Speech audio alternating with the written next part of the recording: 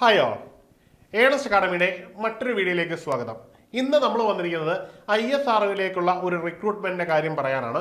അതിൽ തന്നെ ഏറ്റവും അട്രാക്റ്റീവ് ആയിട്ടൊരു വസ്തുത എന്ന് പറഞ്ഞാൽ ഈ ഒരു റിക്രൂട്ട്മെന്റ് നടക്കുന്നത് ISROയുടെ സ്പേസ് സെന്റർ ആയിട്ടുള്ള സതീഷ് ധവാൻ സ്പേസ് സെന്ററിലേക്കാണ്. നമുക്കറിയാം, ഇന്ത്യയിലെ അഭിമാനകരമായ എല്ലാ സാറ്റലൈറ്റുകളും ലോഞ്ച് ചെയ്യുന്ന ഒരു പ്രധാനപ്പെട്ട പ്ലേസ് ആണ് സതീഷ് ധവാൻ സ്പേസ് സെന്റർ എന്നുള്ളത്.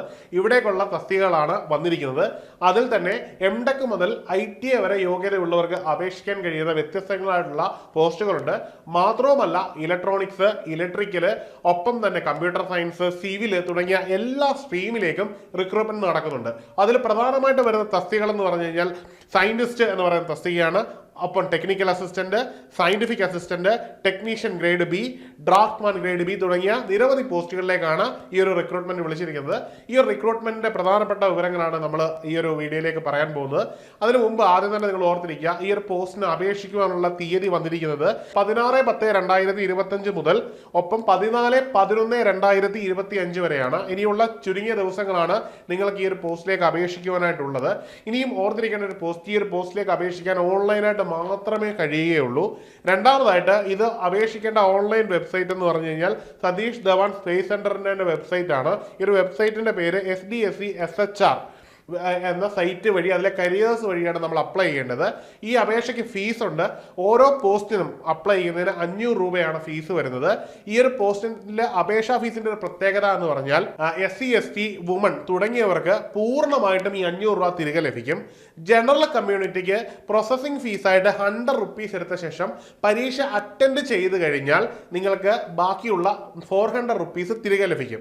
ഇനിയും ഫീസ് അടച്ച ശേഷം നിങ്ങൾ ആരും എക്സാം എഴുതുന്നില്ലെങ്കിൽ നിങ്ങൾക്ക് 1 രൂപയും തിരിച്ചു കിട്ടില്ല. അത് സ്ത്രീകൾക്കും കിട്ടുകയില്ല, SC ST കമ്മ്യൂണിറ്റിക്കും കിട്ടുകയില്ല.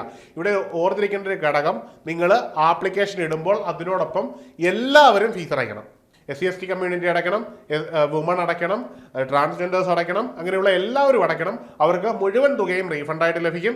എന്നാൽ ജനറൽ കമ്മ്യൂണിറ്റിയിൽപ്പെട്ട ഉദ്യോഗാർത്ഥികൾ, മെയിൽ കാൻഡിഡേറ്റ്, OBC കാൻഡിഡേറ്റ്, ഇവർ അടയ്ക്കുന്ന തുകയിൽ നിന്ന് 100 രൂപ പ്രോസസിംഗ് ഫീ എടുത്ത ശേഷം 400 റുപ്പീസ് തിരികെ ലഭിക്കുകയും ചെയ്യും, എക്സാം അറ്റൻഡ് ചെയ്താൽ മാത്രം.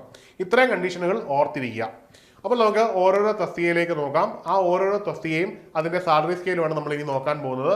ഓരോന്നായിട്ട് നോക്കാം. ആദ്യത്തെ തസ്തിക എന്ന് പറയുന്നത് സയന്റിസ്റ്റ് എന്നുള്ള പോസ്റ്റാണ്, അല്ലെങ്കിൽ എഞ്ചിനീയർ എന്നുള്ളൊരു ടൈം കൂടി ഇതിന് പറയുന്നുണ്ട്. ഈ ഒരു പോസ്റ്റിലേക്ക് അപേക്ഷിക്കുമ്പോൾ നമ്മൾ ഓർത്തിരിക്കേണ്ട ഒരു കാര്യമുണ്ട്. നമ്മളിപ്പോൾ പറയുന്ന പോസ്റ്റുകളിൽ എല്ലാവരും ഓർത്തിരിക്കേണ്ട ഏറ്റവും പ്രധാനപ്പെട്ട ഒരു ഘടകം, എല്ലാ പോസ്റ്റിലേക്കും അപേക്ഷിക്കുന്നതിന് നിങ്ങൾക്ക് 60% കുറയാത്ത മാർക്ക് വേണമെന്നുള്ളതാണ്. അതായത് ITA ഒഴികെ താഴേക്ക് MTech, BTech, ഡിപ്ലോമ അടിസ്ഥാന യോഗ്യതയായിട്ട് വരുന്ന ഏതൊരു പോസ്റ്റിലേക്ക് അപേക്ഷിക്കുമ്പോഴും ഈ ഒരു പോസ്റ്റിന് 60% കുറയാത്ത മാർക്ക്, അല്ലെങ്കിൽ 60% കുറയാത്ത ഗ്രേസ് മാർക്ക് നിങ്ങൾക്ക് ഉണ്ടായിരിക്കണമെന്ന തമ്പ് റൂൾ നിങ്ങൾ ഓർത്ത് വെച്ച് വേണം ഇതിനെ സമീപിക്കാൻ. അങ്ങനെയുള്ളവർ മാത്രം ഈ ഒരു പോസ്റ്റിലേക്ക് അപേക്ഷിച്ചാൽ മതി. നമുക്ക് പോസ്റ്റുകൾ ഓരോന്നായിട്ട് നോക്കാം. ആദ്യമായിട്ട് സയന്റിസ്റ്റ് എന്ന് പറയുന്ന ഒരു മേഖലയാണ്. സയന്റിസ്റ്റ് എന്ന മേഖലയിൽ വ്യത്യസ്ത സ്ട്രീമുകളിലാണ് വിളിക്കുന്നത്. ആദ്യത്തേത് മിഷൻ ഡിസൈൻസിലേക്കാണ്. ഇതിന് ഒരു വേക്കൻസി ആണുള്ളത്. ജനറൽ വേക്കൻസി തന്നെയാണ്, അൺറിസർവ്ഡ് വേക്കൻസി ആയിട്ടാണ് വന്നിരിക്കുന്നത്. ഇതിന് അടിസ്ഥാന യോഗ്യത എന്ന് പറയുന്നത് ME അല്ലെങ്കിൽ MTech ആണ് നിങ്ങൾക്ക് വേണ്ടത്. ഇതിൽ നിങ്ങൾ നേടിയിരിക്കേണ്ടത് മിഷൻ ഡിസൈൻസിൽ തന്നെ ആയിരിക്കണം. ഇതിൽ നിങ്ങൾക്ക് 60% കുറയാത്ത മാർക്കും ഉണ്ടായിരിക്കണമെന്നത് ഒരു അടിസ്ഥാന ഘടകമാണ്. രണ്ടാമത്തെ തസ്തിക എന്ന് പറഞ്ഞാൽ ഇൻഡസ്ട്രിയൽ എഞ്ചിനീയറിംഗിലേക്കാണ് വരുന്നത്. ഇവിടെ നിങ്ങൾക്ക് പോസ്റ്റ് ഗ്രാജുവേഷൻ ഉണ്ടായിരിക്കണം, ME അല്ലെങ്കിൽ MTech. ഇത് ഇൻഡസ്ട്രിയൽ എഞ്ചിനീയറിംഗിൽ തന്നെ നിങ്ങൾക്ക് ഈ ഒരു പോസ്റ്റൊക്കെ ഉണ്ടായിരിക്കണം. അതും 60% കുറയാത്ത മാർക്ക് അതിൽ നേടുകയും വേണം. അടുത്തത് അറ്റ്മോസ്ഫിയറിക് സയന്റിസ്റ്റ് ആണ്. ഇവിടെ ഓർത്തിരിക്കേണ്ട കാര്യമുണ്ട്, ഇപ്പോൾ നമ്മൾ പറഞ്ഞ 2 പോസ്റ്റിലേക്കും 1ഉം 2ഉം പോസ്റ്റുകളുടെ പ്രായപരിധി എന്ന് പറഞ്ഞു കഴിഞ്ഞാൽ സയന്റിസ്റ്റ് എന്ന് പറയുന്ന ME MTech അടിസ്ഥാന യോഗ്യതയായിട്ടുള്ള പോസ്റ്റിന്റെ മാക്സിമം ഏജ് ലിമിറ്റ് 30 ആണ്. 30 വയസ്സിനകത്തുള്ള ഉദ്യോഗാർത്ഥികൾക്ക് മാത്രമാണ് ഈ ഒരു പോസ്റ്റിലേക്ക് അപേക്ഷിക്കാൻ പറ്റുന്നത്. SC ST OBC വിഭാഗങ്ങൾക്ക് നിയമാനുസൃതമായിട്ടുള്ള പ്രായത്തിൽ ഇളവ് ലഭിക്കുന്നതാണ്. അടുത്ത പോസ്റ്റ് എന്ന് പറയുന്ന അറ്റ്മോസ്ഫിയറിക് സയന്റിസ്റ്റിന്റെയാണ്. ഇതിന്റെ അടിസ്ഥാന യോഗ്യത എന്ന് പറയുന്നത് MSc ഇൻ അറ്റ്മോസ്ഫിയറിക് സയൻസ് ആണ്. അതിൽ metrology with an aggregate minimum 60% off mark നിങ്ങൾക്ക് നേടാൻ കഴിഞ്ഞിരിക്കണം. ആ ഒരു യോഗ്യത ഉള്ളവർക്ക് ഈ ഒരു പോസ്റ്റിലേക്ക് അപേക്ഷിക്കാവുന്നതാണ്. അടുത്തത് അനലിറ്റിക്കൽ കെമിസ്ട്രിയുമായി ബന്ധപ്പെട്ട സയന്റിസ്റ്റ് ആണ്. ഈ ഒരു പോസ്റ്റിലേക്ക് നിങ്ങൾക്ക് വേണ്ടത് MSc ആണ്. ഈ ഒരു പോസ്റ്റിന് നിങ്ങൾക്ക് 60% കുറയാത്ത മാർക്ക് ഈ ഒരു മേഖലയിൽ നിങ്ങൾ കരസ്ഥമാക്കിയിരിക്കണം. അടുത്തത് കെമിക്കൽ എഞ്ചിനീയറിംഗ് ആണ്. ഇവിടെ BE അല്ലെങ്കിൽ BTech ആണ് അടിസ്ഥാന യോഗ്യത. ഇതിന് നിങ്ങൾക്ക് 65% കുറയാത്ത മാർക്ക് നിങ്ങൾ നേടിയിരിക്കണം എന്ന് ഓർത്തു വെക്കുക. ഇവിടെ 65%ത്തിലേക്ക് മാർക്ക് മാറുന്നു. ഈ പോസ്റ്റുകളിലേക്ക് അപേക്ഷിക്കാൻ, അതായത് ഞാനിപ്പോൾ പറഞ്ഞ 3 മുതൽ 6 വരെയുള്ള പോസ്റ്റിലേക്ക് അപേക്ഷിക്കുവാനുള്ള ഉദ്യോഗാർത്ഥികളുടെ മാക്സിമം പ്രായപരിധി എന്ന് പറയുന്നത് ഈ ഒരു പോസ്റ്റിന് വരുന്നത് 28 വയസ്സാണ്. ഈ പറഞ്ഞ പോസ്റ്റിന്റെ സാലറി എന്ന് പറയുന്നത് 56,100 തുടങ്ങി 1,77,500 അവസാനിക്കുന്ന സാലറി സ്കെയിലാണ്. അത്യാവശ്യം നല്ല സാലറി സ്കെയിലുള്ള പോസ്റ്റാണ്. ഈ ഒരു പോസ്റ്റിലേക്ക് നിർദ്ദിഷ്ട യോഗ്യതയുള്ള എല്ലാ ഉദ്യോഗാർത്ഥികളും അപേക്ഷിക്കുക. അടുത്ത തസ്തികയുടെ പേരാണ് ടെക്നിക്കൽ അസിസ്റ്റന്റ്. ലെവൽ 7ൽ വരുന്ന ഈ ഒരു പോസ്റ്റിന്റെ സ്റ്റാർട്ടിംഗ് സാലറി എന്ന് പറഞ്ഞാൽ 44,900 തുടങ്ങി 1,42,400 അവസാനിക്കുന്നതാണ്. ഇതിൽ പ്രധാനമായിട്ടും ആദ്യം വരുന്ന പോസ്റ്റ് കെമിക്കൽ എഞ്ചിനീയറിംഗുമായി ബന്ധപ്പെട്ടതാണ്. ഇതിന് 3 പോസ്റ്റാണ് മൊത്തത്തിലുള്ളത്. ഇതിൽ first class diploma in chemical engineering ആണ് ഇതിന്റെ അടിസ്ഥാന യോഗ്യത. ഏതെങ്കിലും യൂണിവേഴ്സിറ്റിയിൽ നിന്നോ ബോർഡിൽ നിന്നോ കിട്ടിയതായിരിക്കണം ഡിപ്ലോമ. അടുത്തതായിട്ട് മെക്കാനിക്കൽ എഞ്ചിനീയറിംഗ് ആണ്. മെക്കാനിക്കൽ എഞ്ചിനീയറുമായിട്ട് ബന്ധപ്പെട്ട് 10 പോസ്റ്റുകളാണ് വന്നിരിക്കുന്നത്. ഈ ഒരു പോസ്റ്റിലേക്ക് അപേക്ഷിക്കുവാനുള്ള അടിസ്ഥാന യോഗ്യതയും ഈ പറഞ്ഞത് തന്നെയാണ്. First class diploma in mechanical engineering from A recognised university അല്ലെങ്കിൽ ഇൻസ്റ്റിറ്റ്യൂഷൻ. ഇവിടെ നിന്ന് നിങ്ങൾക്ക് നേടിയിട്ടുള്ള മാർക്ക് ഉണ്ടെങ്കിൽ, ഈ ഒരു 60%ത്തിൽ കുറയാത്ത മാർക്ക് ഉണ്ടെങ്കിൽ നിങ്ങൾക്കും ഈ ഒരു പോസ്റ്റിലേക്ക് അപേക്ഷിക്കാവുന്നതാണ്. അടുത്തത് ഓട്ടോമൊബൈൽ എഞ്ചിനീയറിംഗ് ആണ്. ഓട്ടോമൊബൈൽ എഞ്ചിനീയറിംഗിന്റെ വേക്കൻസി 5 എണ്ണമാണ്. ഇതിന്റെയും അടിസ്ഥാന യോഗ്യത എന്ന് പറഞ്ഞാൽ ഡിപ്ലോമയാണ്. 60%ത്തിൽ കുറയാത്ത മാർക്കോട് കൂടി നിങ്ങൾ കരസ്ഥമാക്കിയിരിക്കുന്ന ഒരു സ്റ്റേറ്റ് റെക്കഗ്നൈസ്ഡ് ആയിട്ടുള്ള ബോർഡിൽ നിന്നോ യൂണിവേഴ്സിറ്റിയിൽ നിന്നോ ഉള്ള ഡിപ്ലോമയാണ് നിങ്ങൾക്ക് ഈ ഒരു പോസ്റ്റിലേക്ക് അപേക്ഷിക്കുവാനും വേണ്ടത്. അടുത്തത് ഇലക്ട്രിക്കൽ എഞ്ചിനീയറിംഗ് ആണ്. ഇലക്ട്രിക്കൽ എഞ്ചിനീയറിംഗുമായിട്ട് ബന്ധപ്പെട്ട തസ്തികയാണ്. ഇവിടെ 2 എണ്ണമാണ് വന്നിരിക്കുന്നത്. ഇതിനും അടിസ്ഥാന യോഗ്യതയായിട്ട് വരുന്നത് ഫസ്റ്റ് ക്ലാസ് ഡിപ്ലോമയാണ്. അത് ഇലക്ട്രിക്കൽ നിങ്ങൾ നേടിയിരിക്കണം. അടുത്തത് സിവിൽ എഞ്ചിനീയറിംഗുമായിട്ട് ബന്ധപ്പെട്ടാണ്. ഇതിന് 1 പോസ്റ്റാണ് വന്നിരിക്കുന്നത്. ഈ ഒരു പോസ്റ്റ് OBC-ക്കാർക്ക് മാത്രമേ അപേക്ഷിക്കാൻ പറ്റുകയുള്ളൂ. ഇതിനും അടിസ്ഥാന യോഗ്യത ഫസ്റ്റ് ക്ലാസ് ഡിപ്ലോമയാണ്. അടുത്തത് കമ്പ്യൂട്ടർ സയൻസ് എഞ്ചിനീയറിംഗുമായിട്ട് ബന്ധപ്പെട്ടതാണ്. ഇത് 2 പോസ്റ്റ് ഉണ്ട്. അൺറിസർവ്ഡും ഒപ്പം തന്നെ SC കമ്മ്യൂണിറ്റിക്കുമാണ്. ഇത് first class diploma in computer science and engineering ആണ്. ഫ്രം എ റെക്കഗ്നൈസ്ഡ് യൂണിവേഴ്സിറ്റി ആണ് ഇതിന്റെയും അടിസ്ഥാന യോഗ്യത. അടുത്തത് ഇലക്ട്രോണിക്സ് ആൻഡ് കമ്മ്യൂണിക്കേഷൻ ആണ്. ഇതിന് 2 പോസ്റ്റുകളാണ് വന്നിട്ടുള്ളത്. ഇതിന് ഫസ്റ്റ് ക്ലാസ് ഡിപ്ലോമയാണ്. ഇലക്ട്രോണിക്സ് ആൻഡ് കമ്മ്യൂണിക്കേഷൻ എഞ്ചിനീയറിംഗ് ആണ് ഇതിന് നിങ്ങൾക്ക് അടിസ്ഥാനമായിട്ട് വേണ്ടത്. അടുത്ത തസ്തികയുടെ പേരാണ് സയന്റിഫിക് അസിസ്റ്റന്റ്. ഇത് ലെവൽ 7 വരുന്നതാണ്. 44,900 തുടങ്ങി 1,42,400 വരെ സാലറി കിട്ടുന്നതാണ്. ഈ ഒരു പോസ്റ്റിലേക്ക് അപേക്ഷിക്കാനുള്ള പ്രായപരിധി എന്ന് പറഞ്ഞാൽ 18 വയസ്സ് മുതൽ 35 വയസ്സ് വരെയാണ്. ഈ പ്രായത്തിലുള്ള ഉദ്യോഗാർത്ഥികൾക്ക് ഈ ഒരു പോസ്റ്റിലേക്ക് അപേക്ഷിക്കാവുന്നതാണ്.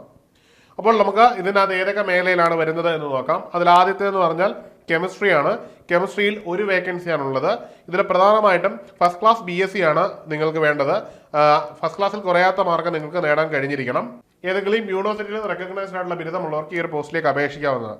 അടുത്തത് കമ്പ്യൂട്ടർ സയൻസ് ആണ്. കമ്പ്യൂട്ടർ സയൻസിന് അടിസ്ഥാന യോഗ്യതയായിട്ട് വരുന്നത് വേക്കൻസി 1 എണ്ണമാണ് ഉള്ളത്. ഇവിടെയും അടിസ്ഥാനമായിട്ട് പറയുന്നത് first class BSc in computer science ആണ്. അടുത്തതായിട്ട് നമുക്കുള്ള പോസ്റ്റാണ് ടെക്നീഷ്യൻ ഗ്രേഡ് B. ഈ ഒരു ടെക്നീഷ്യൻ ഗ്രേഡ് BA സംബന്ധിച്ചിടത്തോളം ഈ ഒരു പോസ്റ്റ് വരുന്നത് ലെവൽ 3ൽ വരുന്ന 21,700 തുടങ്ങി 69,100 വരെ സാലറി ലഭിക്കുന്ന പോസ്റ്റാണ്. ഈ ഒരു പോസ്റ്റിലേക്ക് അപേക്ഷിക്കാനുള്ള പ്രായപരിധി എന്ന് പറഞ്ഞാൽ 18 വയസ്സ് മുതൽ 35 വയസ്സ് വരെയാണ്. ഈ ഒരു പോസ്റ്റിൽ പ്രധാനമായിട്ടും വരുന്നത് ആദ്യത്തേത് കെമിക്കലാണ്. കെമിക്കലിൽ നിലവിൽ 6 വേക്കൻസിയാണുള്ളത്. ഇവിടെ നിങ്ങൾക്ക് വേണ്ടത് SSLC അല്ലെങ്കിൽ SSC പാസ്സായ ശേഷം നിങ്ങൾ നേടിയിരിക്കുന്ന ITA ആണ്. ഈ ITയിൽ തന്നെ നിങ്ങൾ NCVT അല്ലെങ്കിൽ നാഷണൽ സർട്ടിഫിക്കറ്റ് കരസ്ഥമാക്കിയിരിക്കണം. അത് വെച്ച് മാത്രമേ നിങ്ങൾക്ക് അപേക്ഷിക്കാൻ പറ്റുകയുള്ളൂ. അടുത്തതായിട്ട് ഇലക്ട്രിക്കൽ ആണ്. ഇലക്ട്രിക്കലിന്റെ അടിസ്ഥാന യോഗ്യത എന്ന് പറഞ്ഞാൽ SLCക്ക് ശേഷമുള്ള IT ആണ്. അതും നേരത്തെ പറഞ്ഞതുപോലെ തന്നെ നാഷണൽ സർട്ടിഫിക്കറ്റ് കരസ്ഥമാക്കിയിരിക്കണം. അടുത്തായിട്ട് ഫിറ്റർ ആണ്. ഫിറ്റർ 19 വേക്കൻസിയാണുള്ളത്. 19 വേക്കൻസിയിൽ 9 എണ്ണം അൺറിസർവ്ഡും OBCക്ക് 6ഉം SCക്ക് 2ഉമായിട്ടാണ്, STക്ക് 1ഉം EWSന് 1ഉമായിട്ടാണ് ഈ പോസ്റ്റുകൾ വന്നിരിക്കുന്നത്. അടുത്തത് ഫിറ്റർ ആണ്. ഫിറ്ററിലേക്ക് എത്തുമ്പോൾ മൊത്തം 19 വേക്കൻസികളാണ്. അൺറിസർവ്ഡ് 9ഉം OBC 6ഉം SC 2ഉം ST 1ഉം EWS 1ഉം ഇങ്ങനെയാണ് 19 വേക്കൻസികൾ വന്നിരിക്കുന്നത്. ഇതിന്റെയും യോഗ്യത മേൽ പറഞ്ഞു തന്നെയാണ്. ഫിറ്ററിൽ നേടിയിരിക്കുന്ന ITA ഡിഗ്രിയാണ്. മാനദണ്ഡങ്ങൾ നേരത്തെ പറഞ്ഞത് തന്നെയാണ്. അടുത്തത് സിവിൽ എഞ്ചിനീയറിംഗ് അസിസ്റ്റന്റ് ആണ്. ഇതിൽ 4 വേക്കൻസികളാണുള്ളത്. ഈ ഒരു 4 വേക്കൻസികൾക്കും അടിസ്ഥാന യോഗ്യത SLCക്ക് പാസ്സായ ശേഷമുള്ള ITA ആണ്. നാഷണൽ സർട്ടിഫിക്കറ്റ് ഉണ്ടായിരിക്കണം. അടുത്തത് റെഫ്രിജറേഷൻ ആൻഡ് എയർ കണ്ടീഷനിങ് ആണ്. ഇവിടെയും അടിസ്ഥാനമായിട്ട് 5 വേക്കൻസികളുണ്ട്. ഇവിടെയും അടിസ്ഥാന യോഗ്യത SLC പാസ്സായ ശേഷം നേടിയിരിക്കുന്ന ITA ആണ്. നാഷണൽ സർട്ടിഫിക്കറ്റ് ഉണ്ടായിരിക്കണം. അടുത്തത് പമ്പ് ഓപ്പറേറ്റർ ആണ്. ഇത് 1 വേക്കൻസിയാണുള്ളത്. ഇത് ബാക്ക്ലോഗ് വേക്കൻസിയാണ്. ഈ ഒരു പോസ്റ്റിലേക്ക് അപേക്ഷിക്കുന്നതിന് SLC പാസ്സായ ശേഷം ITA സർട്ടിഫിക്കറ്റ് ആണ് അടിസ്ഥാന യോഗ്യമായി പറയുന്നത്. അടുത്ത തസ്തികയാണ് ഡ്രാഫ്റ്റ്സ്മാൻ. ഈ ഒരു ഡ്രാഫ്റ്റ്സ്മാനിലേക്ക് അപേക്ഷിക്കുവാൻ പോകുന്ന ഉദ്യോഗാർത്ഥികളെ സംബന്ധിച്ചിടത്തോളം ഇവിടുത്തെ തസ്തിക ബിയിലാണ്. സാലറി തുടങ്ങുന്നത് 21,700 മുതൽ 69,100 ആണ്. ഈ ഒരു പോസ്റ്റിലേക്ക് അപേക്ഷിക്കാനുള്ള പ്രായപരിധി എന്ന് പറഞ്ഞാൽ 18 വയസ്സ് മുതൽ 35 വയസ്സ് വരെയാണ്. ഈ ഒരു പോസ്റ്റിലേക്ക് ആദ്യമായിട്ട് വരുന്ന പോസ്റ്റ് സിവിലിലാണ്. അതിലൊരു വേക്കൻസി മാത്രമാണുള്ളത്. ഇവിടെ അടിസ്ഥാനപരമായിട്ടുള്ള യോഗ്യത SLC ആണ്. SLC പാസ്സായ ശേഷം നിങ്ങൾക്ക് ITA ഡിഗ്രി ഉണ്ടായിരിക്കണം, അതിൽ തന്നെ നാഷണൽ സർട്ടിഫിക്കറ്റ് ഉണ്ടായിരിക്കണം എന്നുകൂടി പറയുന്നുണ്ട്. ഇത്രയും പ്രധാനപ്പെട്ട ടെക്നിക്കൽ പോസ്റ്റുകളാണ് ഇപ്പോൾ വിളിച്ചിരിക്കുന്നത്. ഇത് കൂടാതെ നോൺ ടെക്നിക്കൽ ആയിട്ടുള്ള പോസ്റ്റുകളിലേക്ക് കൂടി വിളിച്ചിട്ടുണ്ട്. ലൈബ്രറിയൻ പോലെയും ഡ്രൈവർ പോലെയുമുള്ള പോസ്റ്റുകൾ അതിലുണ്ട്. നിങ്ങൾക്ക് വെബ്സൈറ്റിൽ കയറിയാൽ നിങ്ങൾക്ക് അത് കാണാവുന്നതാണ്. ഇനി പറയാനുള്ള ഒരു കാര്യം എടുത്ത് നിങ്ങൾ ശ്രദ്ധിക്കുക. നിങ്ങൾക്ക് ഒന്നിലധികം പോസ്റ്റുകളിൽ അപേക്ഷിക്കാൻ പറ്റുന്നതാണ്. അപേക്ഷിക്കുമ്പോൾ പക്ഷേ സെപ്പറേറ്റ് ആയിട്ടുള്ള ഫീ നിങ്ങൾ അടയ്ക്കണം. ഫീ അടച്ചാൽ നിങ്ങൾ എക്സാം അറ്റൻഡ് ചെയ്ത് കഴിഞ്ഞാൽ അതിലെ പ്രോസസ്സിംഗ് ചാർജ് ഒഴികെയുള്ള ബാക്കി പേയ്മെന്റുകൾ റീഫണ്ട് ലഭിക്കുന്നതാണ്. സ്ത്രീകൾക്കും എക്കണോമിക്കലി വീക്കറായിട്ടുള്ളവർക്കും ഒപ്പം തന്നെ SC/ST കമ്മ്യൂണിറ്റിക്കും മുഴുവൻ തുകയും തിരിച്ച് റീഫണ്ടായി ലഭിക്കുന്നതാണ്. ഫീ എന്ന് പറയുന്നത് 500 രൂപ മാത്രമാണ്. ഡേറ്റ് ഒന്നുകൂടി പറയാം, 16/10/2025 മുതൽ 14/11/2025 വരെയാണ് ഈ ഒരു പോസ്റ്റിലേക്ക് അപേക്ഷിക്കാനുള്ള സമയപരിധി. ഈ സമയത്തിനുള്ളിൽ നിങ്ങൾ അപേക്ഷിക്കേണ്ടതാണ്. ഒരു നല്ലൊരു ജോലിയാണ് നിങ്ങളെ തേടി എത്തുന്നത്. അതുകൊണ്ട് തന്നെ ഈ അവസരം നിങ്ങൾ നന്നായിട്ട് ഉപയോഗപ്പെടുത്തുക. ISRO എന്ന് പറയുന്ന രാജ്യത്തിന്റെ ഏറ്റവും അഭിമാനകരമായിട്ടുള്ള ഈ ഒരു സ്ഥാപനത്തിന്റെ ഭാഗമാവുക എന്നത് ഒരു ചെറിയ കാര്യമല്ല. അപ്പോൾ ഈ ഒരു അവസരം നിങ്ങൾ നന്നായിട്ട് പ്രയോജനപ്പെടുത്തി കേന്ദ്ര സർക്കാർ ജോലി തന്നെ സ്വന്തമാക്കുക. എല്ലാവർക്കും വിജയാശംസകൾ. അതുപോലെ തന്നെ ഏണസ്റ്റ് അക്കാഡമിയിൽ ISROയുടെ VSSCയിലേക്കുള്ള ടെക്നിക്കൽ അസിസ്റ്റന്റ് കോഴ്സ് നടന്നുകൊണ്ടിരിക്കുകയാണ്. നിങ്ങൾക്ക് കൃത്യമായി പഠിച്ച് ഒരു സർക്കാർ ജോലി എന്ന, പ്രത്യേകിച്ചും കേന്ദ്ര സർക്കാർ ജോലി എന്ന ലക്ഷ്യം നേടിയെടുക്കുവാൻ കഴിയുന്ന രീതിയിലാണ് നമ്മുടെ കോഴ്സുകൾ ചിട്ടപ്പെടുത്തിയിരിക്കുന്നത്. നമ്മുടെ കോഴ്സുകൾ ഓൺലൈൻ ആയതുകൊണ്ട് തന്നെ നിങ്ങൾക്ക് അനായാസേന കോഴ്സ് ആക്സസ് ചെയ്യാൻ കഴിയും. നിങ്ങളുടെ സമയത്തിന് പഠിക്കാൻ കഴിയുന്നതാണ്. മാത്രമല്ല നമുക്ക് ലൈവ് ഡോക്ടർ സെഷൻസും ഒപ്പം തന്നെ personalised mentorship support, WhatsApp community, നിരന്തരമായി നടക്കുന്ന ടെസ്റ്റ് സീരീസുകൾ, അതും മൊഡ്യൂൾഡ് ബേസും ചാപ്റ്റർ ബേസും വീക്ക്ലി ബേസിൽ നമ്മൾ കണ്ടക്ട് ചെയ്യുന്നു. ഇവയൊക്കെ നിങ്ങളെ പരീക്ഷയിൽ നല്ല മാർക്കോടുകൂടി തന്നെ സർക്കാർ ജോലി എന്ന നിങ്ങളുടെ ലക്ഷ്യത്തിലേക്ക് നേടിയെടുക്കാനും ISRO എന്ന സ്വപ്ന കേന്ദ്രത്തിലേക്ക് എത്തിക്കാനും സഹായിക്കുന്ന രീതിയിലാണ് നമ്മൾ ഈ കോഴ്സുകൾ ചിട്ടപ്പെടുത്തിയിരിക്കുന്നത്. എല്ലാവരും ഈ ഒരു കോഴ്സിൽ ജോയിൻ ചെയ്യുമെന്ന് കരുതുന്നു. ഈ ഒരു കോഴ്സിനെ പറ്റി അറിയുന്നതിനും ഈ വീഡിയോയുമായി ബന്ധപ്പെട്ട എന്ത് സംശയങ്ങൾക്കും താഴെ നൽകിയിരിക്കുന്ന ഗൂഗിൾ ഫോം ഫില്ല് ചെയ്യുക, അല്ലെങ്കിൽ ഈ നൽകിയിരിക്കുന്ന കോൺടാക്ട് നമ്പറിൽ ബന്ധപ്പെടാവുന്നതാണ്. മറ്റൊരു വീഡിയോയുമായി കാണാം. Good bye.